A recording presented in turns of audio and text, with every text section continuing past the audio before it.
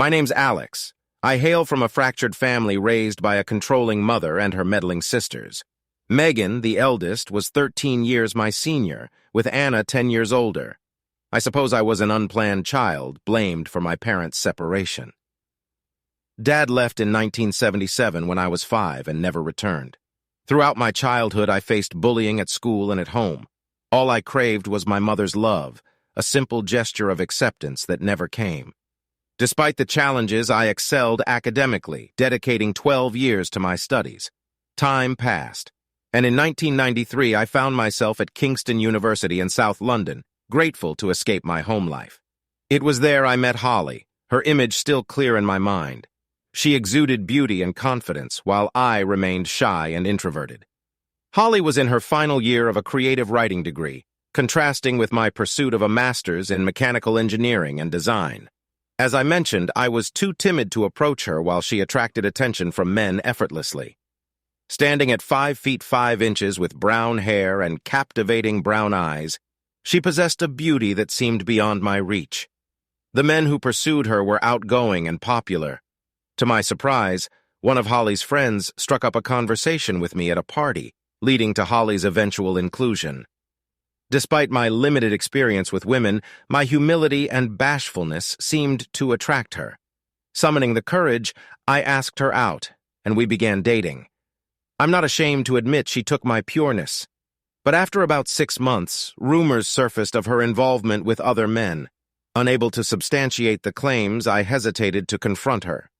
Holly was a spoiled child, indulged by her parents and her sister Caroline, which strained our relationship. I endured her entitled behavior, her penchant for creating public scenes, causing me embarrassment. Despite my friends urging to end the relationship, I found myself in love, a feeling I had never experienced before. After graduation, we both found jobs and a flat outside Southampton, New Hampshire. Her family ties drew us there, as I had long severed connections with mine. We married a year later, welcoming Sophie into the world the following year, and Ava a couple of years after. Holly relished motherhood, and everything seemed perfect between us. Over time, I advanced in my career, eventually joining Walker Engineering 10 years ago. The increased salary and bonuses helped us save for a better house. But like many during the economic downturn of 2008, it was a tough year. Many lost their jobs, and winning contracts became harder, forcing us to work longer hours without extra pay. It was during this time, with both girls in school full-time, that I discovered Holly's affair with a man from our old university. Lost in work, I remained unaware until it was too late. Initially unsure of the identity of her lover, Toby suspected a classmate who had moved nearby. Confronting Holly proved futile, as she laughed off my concerns, though I sensed her deception. Nonetheless, my stable job and income put me in a good position to buy a nice house. Holly constantly pushed me to buy a house that reflected our status, whatever that meant. Despite my reservations, I agreed, and we purchased a lovely detached 5-bedroom house in Southampton. It was a buyer's market, so we snagged a good deal, despite the slightly high mortgage. One thing I did, which was unusual for me, was to open a new savings account in my name only. I only deposited my share of the bonus into it, and since I handled all finances and banking as the sole breadwinner, I doubt Holly even knew about it, even if I waved the receipts in front of her. Looking back, this turned out to be one of the smartest things I could have done. I needed some security because I wasn't sure if Holly planned to leave me if her old flame returned. After that incident, things seemed to return to normal, and my daughters remained my top priority. I supported their education and spent ample time with them on weekends, taking them to various activities like dance classes, concerts, and the zoo. Holly always seemed too preoccupied with her outings with her indulgent and idle friends. I seldom socialized with other husbands, but we all seemed to be somewhat controlled by our wives to varying degrees. My friends would tease me with the song Under My Thumb by the Rolling Stones whenever I had to cancel plans for what Holly wanted. Even at work, my colleagues would make comments about my marital situation, especially Holly's dominance over me. It wasn't until a few months ago that everything came to a head. Ava had just left for university, leaving Holly and me alone for the first time in 18 years. Both our daughters were attending our old alma mater. As I helped Ava settle into her new apartment with her sister, she turned to me and questioned why I was still with their mother. I was taken aback, as Ava had always been quiet like her old man. "I heard she's fooling around with Henry Walker at your company," Ava said, tears welling up in her eyes. It was news to me, but I wasn't shocked. Over the years, I could have investigated her affairs but refrained, fearing it would break up the family and cause my daughters to resent me, just as my sisters did my dad. I tolerated her infidelity because I couldn't bear to lose what we had created, despite still loving her. This revelation had several effects on me. Firstly, it made me realize the depth of my daughters' animosity towards their mother, far greater than I had imagined. Secondly, it brought up old feelings from my upbringing and how they influenced my weaknesses. Finally, I realized I was the subject of gossip and ridicule at work, particularly from Henry Walker, who coincidentally was the nephew of the owner and the man betraying me. I felt utterly lost, unable to continue enduring this situation, especially now that my youngest daughter was aware of the mockery from Holly. I knew I had to confront her. My heart raced as I sat at the kitchen table, waiting for Holly's return. When she finally appeared, I found myself unable to speak once again. She merely looked at me with what seemed like apathy and contempt as she unpacked her bags. Eventually, I gathered the courage to speak. I questioned Holly about the nature of her relationship with someone else. She replied that she wouldn't classify it as an affair, insisting it wasn't that significant. I felt a mixture of shock and disgust, waiting for her to explain how her actions could be justified. She expressed her admiration for me as a provider and a friend, but admitted there were certain needs I couldn't fulfill. I was dismayed by her straightforward admission and asked if it meant she was cheating on me.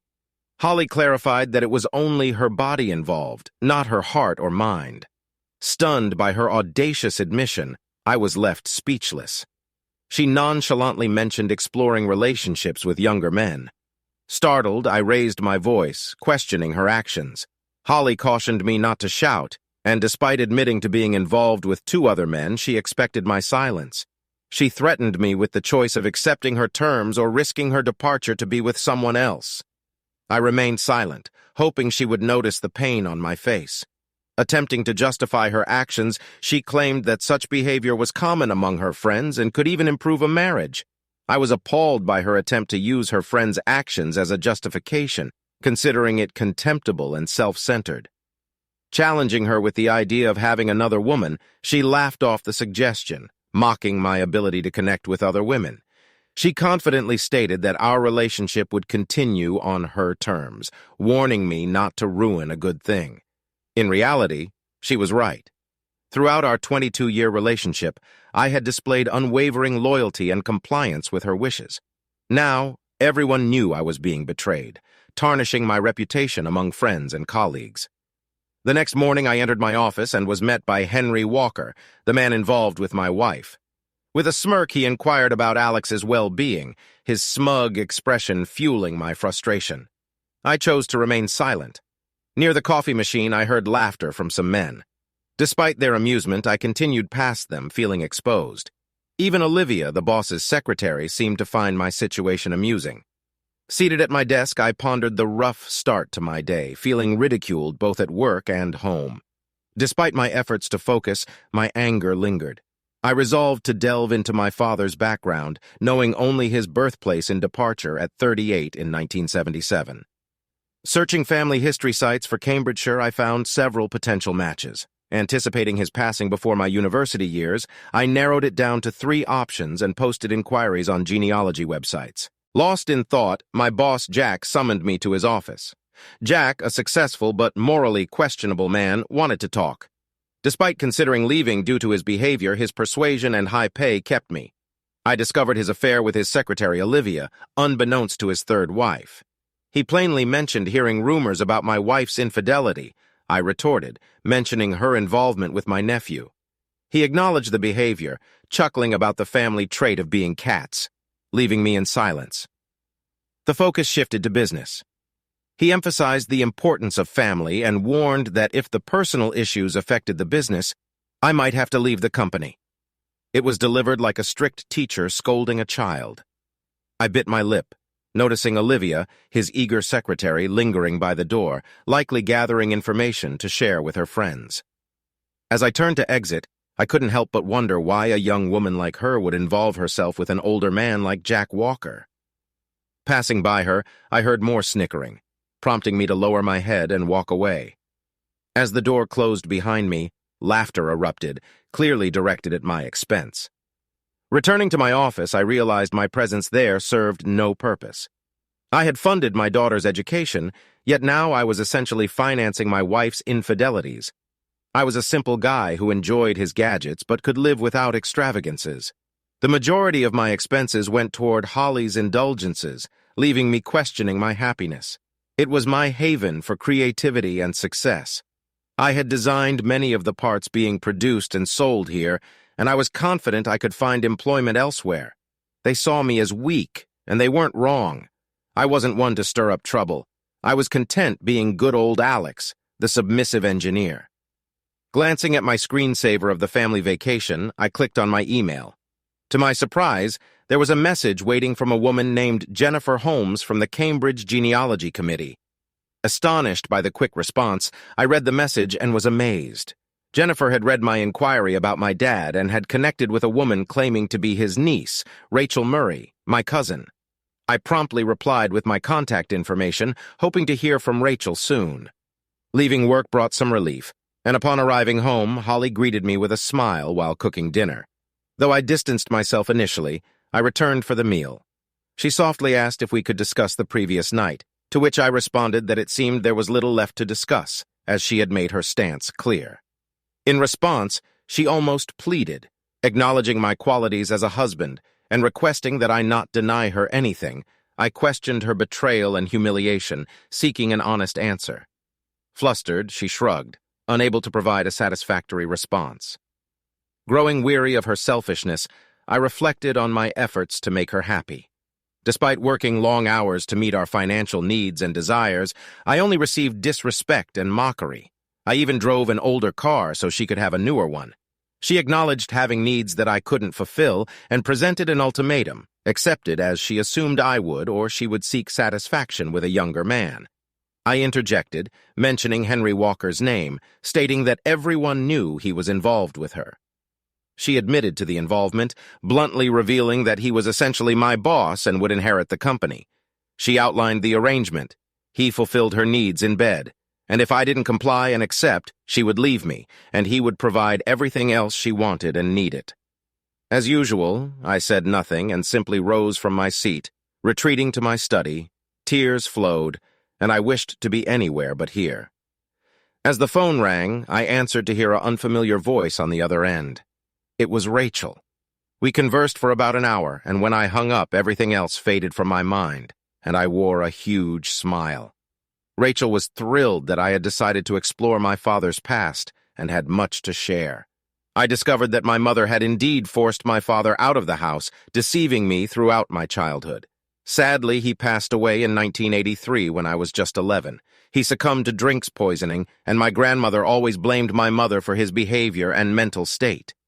Rachel informed me that after leaving us, he yearned to reconnect with me but was prevented from doing so. We arranged to meet over the weekend at her home in Cambridge. I was excited, knowing the break would be beneficial. The remainder of the week dragged on. Things at home remained unchanged, and at work I was continually ridiculed behind my back. Henry and his friends found it amusing to hang a pair of underwear on my office door. I glanced at Olivia, but she remained silent. Enclosed in the underwear was a post-it note that read, "Please return to your wife." I was shattered. I sat at my desk and wept once again that day. I wanted to blame everyone but myself. I couldn't wait. When Saturday came, I informed Holly that I was visiting a friend in London, and she seemed indifferent to my plans. I suspected she would be unfaithful, so being away made it easier for her. The journey to Cambridge proved stressful, and I arrived at Rachel's house an hour later than expected. Surprisingly, she welcomed me with the warmest hug I'd received in years, seemingly unfazed by the delay. I met her husband Greg and their children Grace and William, after which we dove into discussions about my father and newfound family. Rachel's warm and selfless demeanor was evident as she and Greg conversed animatedly, often finishing each other's sentences, eager to share our family story. Joined by David and Lucy Price, my cousin and Rachel's brother, we bonded well, exchanging insights about my father and family. After lunch, we took a short trip, affording me time to reflect. Upon our return, David and I discussed our jobs and family lives, and for some reason I found myself confiding in my new cousins. They offered unwavering support, advising me not to tolerate my current situation. Leaving Cambridge, I felt a renewed perspective. Having endured numerous lies and mistreatment, the kindness and honesty shown by my newfound family gave me hope. I realized I needed to reclaim happiness not only for myself, but also for my daughters, friends, and this new family. Returning home at 8 p.m., I found Holly getting ready to go out. I inquired about her plans, and she replied that she was going out with her friends. Catching her off guard, I mentioned her second paramour, Max. She pleaded for me to stop bringing it up, seemingly indifferent to my feelings. I urged her to stop and be my wife. Dismissing my concerns, she insisted that she was and always would be my wife. She asked me not to deny her pleasures, promising to make life easy for me, and assured she would be back by midnight. Ignoring my pleas, she continued to threaten, attempting to embrace me as I turned away. Unfazed, she grabbed her Prada handbag and headed for the door. Asserting my position as her husband, I sternly asked her not to proceed with her plans. She paused, looking at me as if questioning my authority before bursting into laughter. Mockingly, she asked what I would do, asserting that I would never have the courage to leave her, and predicting that I would always be there for her. Crestfallen, I dropped my head, realizing I had been a fool for far too long, catering to her selfishness while neglecting my own needs. It was time to end the charade and make plans for change. I wasted no time in taking action. Actually, I began while she was out with Henry or Max, maybe both together. That's likely what she meant by indulging in her desires and having it all. My thoughts fueled my anger, causing me to lose focus. I needed to find a way to eradicate any remaining affection I held for her, and I believe I found a solution. I located the box containing a specific picture of my mom and sisters, the only one I had. Though skeptical, I cut out a picture of Holly's face and pasted it next to them, with no love left for them. Adding Holly's smirking face to the picture might just sever my emotional ties. Placing it on my study desk around 12:45 a.m., I completed the task. I had mostly devised my short-term plans, even though executing them might take a few weeks. Fortunately, I had the luxury of time, as Holly wasn't anticipating my departure, though uncertain and requiring assistance. I had convinced myself by then to follow through. I heard someone entering clumsily through the door, and peeking out the window, I witnessed Henry Walker's departure. As I heard her ascending the stairs, I hastily cleared my browsing history, resolving to use incognito mode henceforth. After she retired to our bedroom, I descended the stairs to brew some coffee. Reflecting on my future away from here, especially without my daughters, I found it tolerable. Deciding to relocate closer to my daughters come Monday morning, I headed to work resolved not to exert myself any longer. Unperturbed by the snide remarks and laughter directed at me, I arranged a bank meeting for 1 p.m., utilizing the time before to review my finances. Though a gamble, if successful and with the right support, I'd emerge relatively unscathed. The meeting proceeded as planned, allowing me to close my savings account and remove my name from our joint account. With a tidy sum in hand, I shut down the savings account for cash. En route back to the office, I stopped at a PC World, purchasing 2 digital voice recorders, a 500 GB USB 3.0 tough drive, and a new PC hard drive. Upon returning, I commenced accessing the company's private customer files, a task that took me an hour to crack Jack's password, ironically his wife's name, and his 6-digit birthday. With the necessary access secured, I downloaded all the files to the drive, along with my plans and designs for the energy-efficient hydraulic pump system, positioning the company for continued success. We manufactured pumps for air conditioning units, heavy machinery, and even for the dairy industry. After clearing my PC history, including all plans and work, I shut it down, swapped out the hard drive for a new one, packed everything in my bag, and reinstalled Windows. The remainder of the day was spent researching competitors on my phone and browsing engineering jobs in the South London Surrey area on Monster before calling it a day. That evening, following another quiet dinner, I retired to my study, discovering that a major competitor, which had struggled during the financial downturn, sought a mechanical engineer for basic design and shop floor management intrigued me. While not precisely what I desired, it was close. Despite the £10,000 lower salary offer compared to my current one, I promptly emailed them my CV. To maintain appearances with Holly, I opted to sleep in our marital bed that night. However, I ensured to feign sleep when she entered. Her touch made me feel nauseous, but oddly, it pleased me to react this way. I was growing repulsed by her, which would aid me in the long run. The next day, a surprised Robert Williams from Sutton Hydraulics called, expressing disbelief at my potential move from Walker Engineering to his smaller firm. Although he nearly offered me the job immediately, I requested an interview the following day, which he agreed to. Another crucial piece had fallen into place, and things were progressing rapidly. With ample time on hand, I began researching flats in the area, eventually finding one just 15 minutes from my daughter's and 5 minutes from work. I scheduled a viewing for the day after the interview with Robert Williams.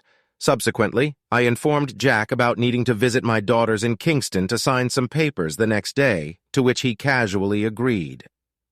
That night, I phoned my longtime friend Toby Brown, arranging to meet him and his wife Sarah the following evening after my interview and flat viewing. Toby and Sarah, aware that I had something on my mind, eagerly awaited my explanation. Before meeting them, I spoke to my daughters about the situation, receiving their supportive and understanding responses. At the gathering with Toby and Sarah, I disclosed the details of the initial phase of my plans. Their surprise at my decision to fight back outweighed any shock over Holly's infidelity, a common occurrence in their view. Sarah inquired about my decision to leave Holly, offering me another cup of tea. I recounted the revelations from the meeting with my cousins, including my father's expulsion from the house by my mother and my sisters, siding with her. I noted that my daughters supported me this time. Toby expressed concern, questioning if the discovery at the meeting had spurred me to stand up for myself. I clarified that it was during a visit to my father's grave that I noticed something on the stone, which shocked me and prompted my decision to leave. They both asked simultaneously about what I had seen on the memorial stone. I shared that it featured a rose image with the words, "In loving memory," followed by my father's birth date and age at passing, coincidentally my current age. Toby and Sarah slightly recoiled, indicating their understanding. I explained that I faced a choice when confronted with moments that could lead to drinks, loving, or worse, as my grandmother believed. I decided not to emulate my father and instead chose to fight back. I continued revealing that I wouldn't sacrifice myself trying to be the perfect husband any longer, enduring misuse and ridicule. I confessed to my friends, feeling vulnerable about how low I had sunk. Sarah offered help and shared her plan to protect herself and get back at Holly. I smiled and nodded, appreciating Sarah's toughness despite previous suspicions of her affair. Explaining my financial strategy, I shared that in 2008, I established a separate savings account, depositing all my bonuses and extra cash. Securing a mortgage required only my name, making it easier for me to apply a loan. I outlined Toby's role in transferring ownership of my house to a new company he would create to settle the mortgage, transferring the deeds through the land registry. Toby voiced skepticism about the plan, but I assured him that Holly wouldn't have the means to contest it. I pointed out that her religious parents, upon discovering her infidelity, would prioritize their principles over supporting her. They agreed, and even offered to help cover the mortgage, allowing me to delay payment. On my way home, I visited the local Land Rover dealership, where I negotiated to trade Holly's car for the latest model. We terminated the payment plan for the Range Rover Sport she had, benefiting the dealership from reselling it. I assured the dealer that I would return for my own upgrade, knowing he could recoup the cost of Holly's car by selling it as practically brand new. I apologized for any inconvenience, but explained that the prospect of selling me an expensive new Range Rover more than compensated. Upon leaving, I picked up a 2016 brochure, not for myself, but for Holly. Upon arriving home, she sat in the lounge, nursing a coffee, and looking pale. I removed my jacket and tossed my bag onto the floor, preparing to enact the second part of the plan. I expressed my love for Holly and my desire for her to have the best. I declared that I would trade in her car and buy her a new 2017 model, pointing to it in the brochure. Expressing her enthusiasm, she exclaimed that she loved the new car, unaware of my plan. She acknowledged my ability to make her feel better, mentioning the only hiccup being that they already had a buyer for my car. She proposed taking it to the dealership by Friday afternoon, leaving work early for the task. She suggested I use her car for the weekend to visit my lovers, causing her to recoil at the final remark, a look of shock and confusion crossing her face. Inquiring about what was wrong, I prompted her to address the situation. She mentioned nothing specific, but asked if I was still upset about our arrangement. I clarified that it was not our arrangement, but rather hers, emphasizing that I had no say in it. I questioned if I had no choice but to accept it, hoping for a response. She simply nodded, appearing as if she had asserted her dominance, and I had surrendered.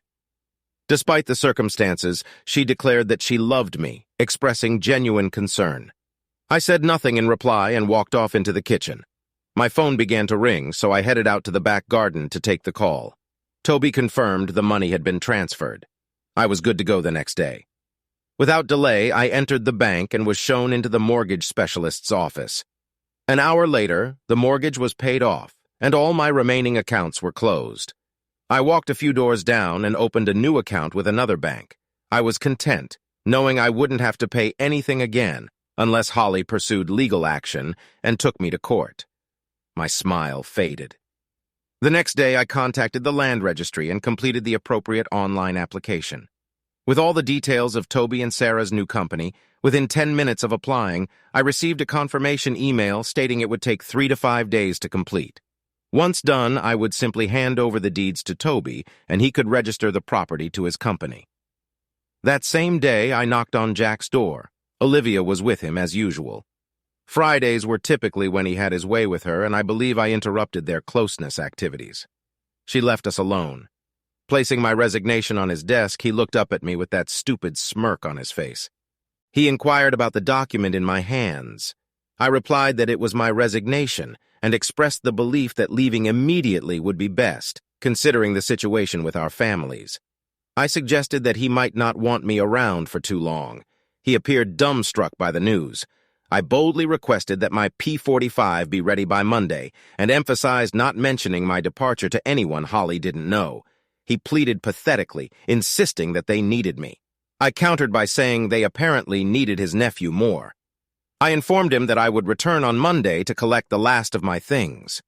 Discreetly, I pretended to drop a pin from my pocket, using the opportunity to remove a digital recorder from my sock. Constructing a pin for it, I hit record, and discreetly placed it under the seat and into the wooden frame as I stood back up. Concluding the conversation, I mentioned having things to do and left his office. As a parting shot, I told him not to come crawling back when he's broke, suggesting that the only thing keeping his cheating wife with him was his money. I smiled, knowing that it hit a nerve. Turning, I left his office, and an hour later I drove home, picked up Holly's car and logbook, and dropped off her car at the dealership. John Reeves kindly offered to drive me home, and I accepted gratefully. When I got home that night, Holly was sitting at the kitchen table with big red bags under her eyes. I knew she had been crying. I asked her what happened. Reluctantly, she told me she had contracted gonorrhea. I laughed. Oh, did I laugh? She just glared at me. He suggested taking the medications to get back to normal, and the tension in the air was palpable. That night, for the first time in months, I slept well. The next morning, I slept in the spare room and felt refreshed. The good night's sleep had done wonders for me. I entered our bedroom and gently woke Holly, explaining that I was giving her space to rest and recuperate. Holly expressed a belief that I found her disgusting, to which I remained silent. Tears started streaming down her cheeks as she admitted to messing up big time. She professed her love for me and expressed a desire for me to get better. Initially, I felt sympathy for her, but it vanished quicker than expected. That surprised me. It dawned on me then that I had lost all affection for the woman I had been married to for 21 years. Could love truly fade away so swiftly? Apparently so, because I was done, and her situation did nothing to sway me. I left the room. Without saying a word, I got into my car and drove off contentedly. That night, I stayed with Toby and Sarah, who hosted a dinner party with many friends and colleagues present. When I returned home late Sunday morning, I found Holly up doing chores. Walking into the lounge, she rushed towards me and hugged me when she saw me. I simply patted her on the back. Excitedly, I suggested arranging for the new car to arrive, offering to drop her off in town to meet her sister, who could then drive her to the dealership. I envisioned her driving back in the new Range Rover, and she smiled, approaching me with open arms. Turning back to the kettle, I pretended not to notice her. Throughout the day, Holly displayed excessive affection, making me feel uncomfortable. She persistently tried to kiss or hug me, but I kept finding excuses to leave. By bedtime, I noticed she had been crying again. Wishing her good night, she inquired if I would be sleeping with her, and expressed a desire to cuddle up and hear reassurances. Feeling nothing, I responded that it wouldn't happen until she got the all clear from the doctor. I firmly asserted that she made her bed, to which she retorted bitterly, stating that when she got better, she was sure she could find a man willing to be in bed with her, as she had plenty of lost time to make up for. I chuckled to myself. It took longer than expected, but there it was, and the harshness was back. All the regrets from Friday night had vanished, leaving behind 21 years of resentment. In the past, I would have fallen for her manipulations. But this time, I ignored her tears and headed for the spare room. It would be my last night in my house, and it would be in the spare room. I was also relieved she said those things. It erased any lingering doubts I might have had. As I looked at my doctored picture of her and my sisters, all I felt was hatred for her. She was only sweet when she wanted something, and nasty when she didn't get it. I woke early Monday morning. Holly was up early too for her 8:30 hair appointment, so I drove her into town as planned. I drove off, knowing it could be the last time I ever saw her. I feared it wouldn't be, but I was determined to make it so. On the way, I called the mobile phone company and terminated both our contracts. Pulling over into a lay-by, I paid the penalty on my card. They informed me that the phones would remain in service until 5 p.m. perfect. Next, I headed to the office to pick up my P45. I stepped into the factory, greeted by a somber atmosphere. Word of my departure seemed to have spread, briefly eliciting looks of fear from my colleagues. Unsure of the reason behind their unease, I made my way down the corridor toward my office, passing by the coffee machine where the usual group was gathered. Uncertain if Max and Henry were aware of their shared involvement with my wife, they grinned at me, exchanging jokes with others. I greeted them with false cheer, saying good morning. They asked about my wife, prompting the usual laughter at the recurring joke, which I failed to find amusing. I replied that she wasn't doing well, attributing it to one of them giving her an unwelcome surprise. I left them in stunned silence, and when I glanced back, their jaws had dropped, leading to a commotion before I headed upstairs. Approaching Olivia, she offered a half smile and lowered her head, perhaps indicating that I was now earning some respect. Jack appeared at the door before I could knock. He asserted that he had what I wanted, instructing me to take it and get out. Perhaps that respect was merely my imagination. Entering his office, I sat down, discreetly slipping a recorder into my pocket from under the chair. I knew he'd had his usual Friday rendezvous with Olivia, and now I had it recorded. He snapped, inquiring if I had another job lined up. Initially ignoring him, I relented and replied that I had nothing lined up. A smirk played across his face, likely assuming I would come crawling back. I inquired about my final month's pay and end-of-year bonus, to which he burst into laughter. Olivia entered with my P45, and when she asked what was amusing, Jack explained that I had requested my bonus and pay, finding it rich. Olivia chimed in, laughing along. Deciding to join in, I responded with laughter, causing them to pause and stare at me incredulously. Olivia questioned why I was laughing, and I retorted, asking her why she let the old man take advantage of her every week. My laughter intensified, and they froze, with Olivia's eyes widening as Jack flushed with rage.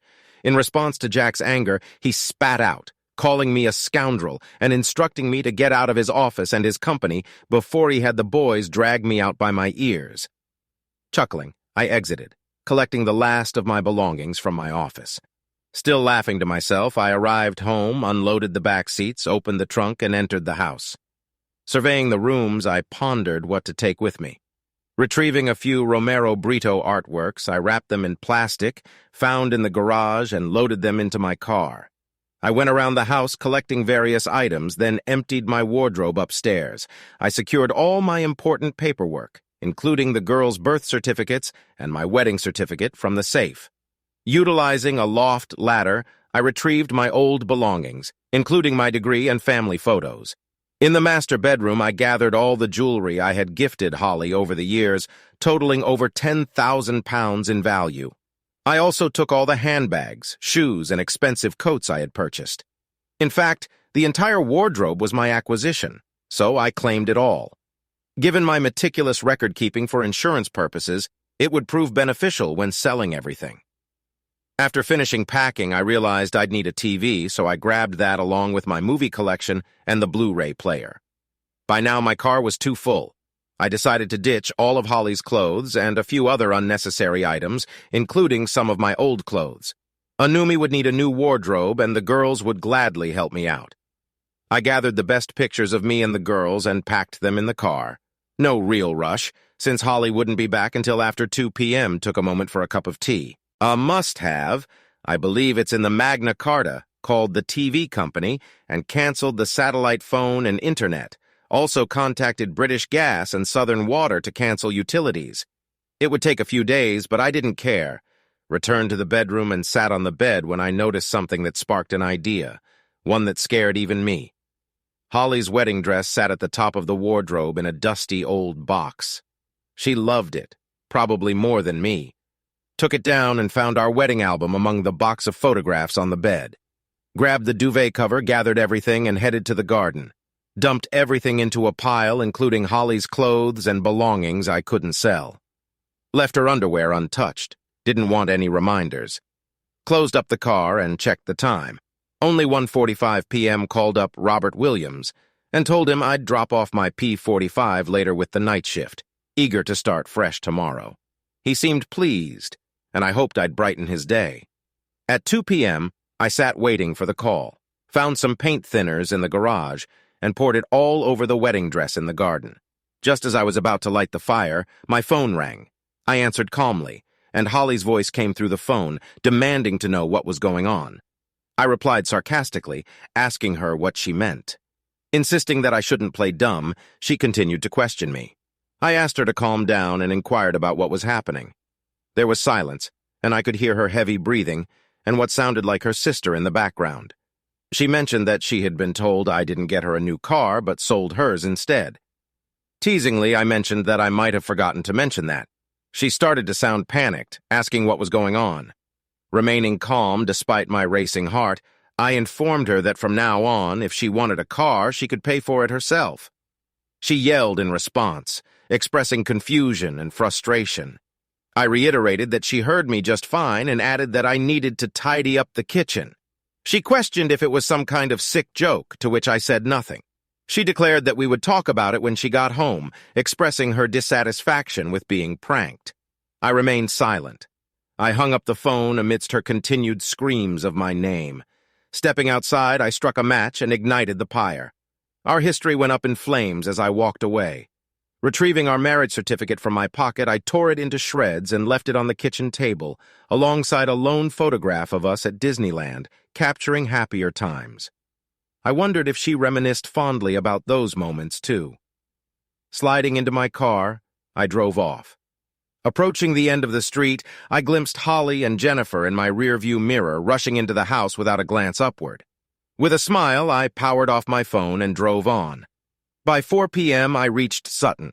Deciding I had time, I visited a nearby phone shop to set up a new mobile contract. Additionally, I caught the admin team at work to handle my P45 and met Freya, my new secretary, who, unlike Olivia, exuded professionalism despite her youth. Returning to my empty flat, I brewed a cup of tea with a kettle borrowed from home. I unpacked and ordered pizza for dinner. Checking my old phone, I found it disconnected. A smirk crossed my lips, knowing Holly was now phoneless too, affording the girls some respite before my inevitable contact. Setting up my sleeping bag in the lounge, I awaited dinner.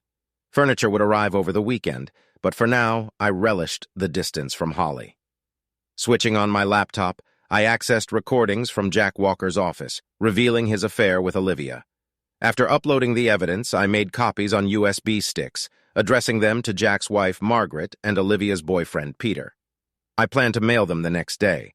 Lastly, I phoned my daughter Sophie to update her, cautioning against informing her mother of my whereabouts, which she hadn't done yet, given Holly's lack of communication means. Over the following week, I furnished my flat and began diverting customers from Walker Engineering to Sutton. Despite a few loyal to Jack, most preferred our offerings, leading to Walker's loss. I anticipated Jack's discovery of the reason for his business to climb, but remained indifferent. With utilities cut off at my former home, Holly would realize my absence as she struggled with bills. Toby initiated the home sale process, backed by Sarah's enthusiasm, and by week's end, signs adorned the property. During this time, Eva contacted me, revealing Holly's relocation to her parents' home, where disapproval lingered over her infidelity. Holly seethed with rage toward me, which oddly gratified me, though I knew the saga wasn't over. By the weekend, Toby and Sarah hosted another successful dinner party, offering a moment of respite from my escape plan. Sunday brought promising news. After just a week on the market, I received 2 serious offers for £550,000, one of which I accepted immediately. Preparing for the completion, I arranged ISAs for the girls and investments, ensuring Toby was compensated and securing a portion in cash for my safety. Protecting myself remained a priority. As the week progressed, Toby's news that the sale could move swiftly filled me with delight. I promptly reached out to a removal company, tasking them with clearing out my former home. Meanwhile, the girls contacted their mother, who responded with heightened anger and threats. Assuring the girls that the turmoil would soon end, I offered them solace. On Tuesday morning, during a conversation with a new client who had recently met with Jack Walker to discuss a possible contract renewal, I learned of Walker Engineering's dire situation.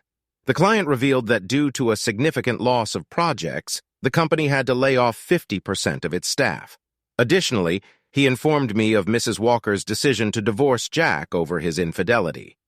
Despite this revelation, I felt no sympathy, my mind preoccupied with calculating commission checks.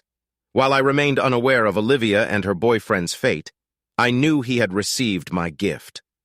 Whether Mrs. Walker had received hers or not, the reason behind their impending divorce was undoubtedly clear.